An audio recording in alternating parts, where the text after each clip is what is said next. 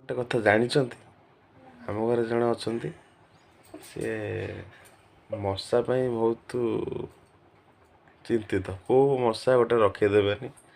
କାନ୍ଥ ହଉ, ଫ୍ୟାନ୍ ହଉ, କିମ୍ବା ଚାଦର ତଳେ ହଉ, କି ଖଟ ହଉ, କି ଚୁଟିରେ ବସୁ, କି ମୁଣ୍ଡରେ ବସୁ, କି ହାତରେ ବସୁ, ଗୋଟାଏ ମିନିଟ୍ ବି ରଖେଇଦେବେନି।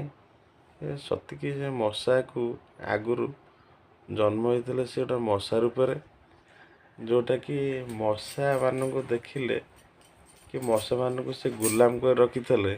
ସେ ମଶାମାନଙ୍କୁ ଉଡ଼ିଲା ପରେ ଯେମିତି ଲାଗେ ସିଏ କାହିଁକି ଉଡ଼ୁଛନ୍ତି, କାହିଁକି କାମୁଡ଼ି ପକାଉଛନ୍ତି, କାହିଁକି ଗୁଣୁ ଗୁଣୁ ହେଉଛନ୍ତି। ତ ତାଙ୍କର ସେମିତି ସବୁବେଳେ ଇରିଟେଟ୍ ଥାଏ ମଶାଙ୍କୁ ଦେଖିଲା ପରେ। ସିଏ ତ କେହି ନୁହନ୍ତି, ଏପଟେ ଶୋଇଛନ୍ତି ଦେଖନ୍ତୁ, ମୁହଁଟା ଘୋରେଇ ଦେଇଛନ୍ତି।